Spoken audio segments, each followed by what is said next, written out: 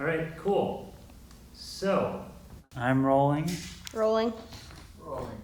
How did you get into this? What draws you to this kind of work?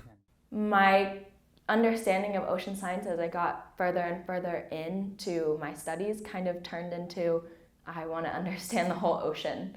Just the entire ocean. Yeah, easy peasy, How the right? entire thing works, yeah. My name is Lindsay Agvent, and I'm a master's student in the McMahon Lab studying biological oceanography. I'm Adriana Nash. I'm a fourth-year PhD student as a fresh transfer over from the chem department. And I was a little bit looking to switch up the kind of work I was doing, so I'm now transferring over from analyzing energetic materials and explosives to ecogeochemistry.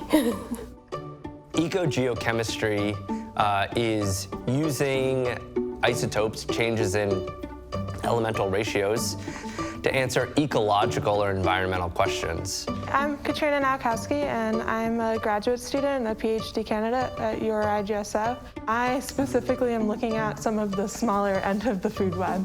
My name is Josh Pai. I study the interface between coastal ecosystems and then the people who rely on them. So my name is Dr. Kelton McMahon.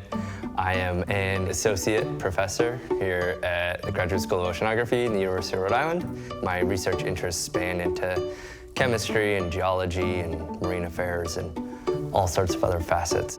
So we, in our lab, specifically use stable isotopes as chemical signatures. And by looking at these isotope ratios in things like hair, seaweed, we can basically reconstruct the food web of the system that we're looking at and see how the different organisms within that food web are interacting with one another. Which is effectively using that age-old adage, you are what you eat. And when you eat something, you change the isotope ratio of your food as it gets incorporated to you in predictable ways. And so it's pretty much like science magic. So it's a very powerful method to be able to understand like the life history of an animal based on like the molecular structure stored in its body. And figure out where something has lived or where it's traveled just based off of what it's eating. It's just a process that you learn that can be applied to any species, which I think is really, really fascinating. So for instance, if we're trying to identify where the nursery habitat is for a specific animal, we can use our method to identify the source of its nutrients and like what was feeding it and like where the bottom of the food web was coming from to support this animal. And I think that's just really cool, being able to be involved with such a hands-on like learning about these fundamentals of the animal, but also being able to translate the science we do into direct impacts. You can, put a camera underwater and observe what different fish are eating, or you only get a really small window into what they're eating. But stable isotopes, because they are, in the tissue, they're in your body, they stay there. So with this work, we can start to ask questions that help us with management practices. We do a lot of work in countries around the world that invite our group in for our expertise to help them with very real challenges about food security, coastal health and resilience, like how do we develop sustainable fisheries or ecosystem-based management to have healthy, sustainable relationship with our food. In the context of climate, we think about how warming waters are redistributing ocean life. And so we're doing a lot of work around here to try to understand how shifting communities with shifting climate and warming waters are going to disrupt or influence that human environment balance.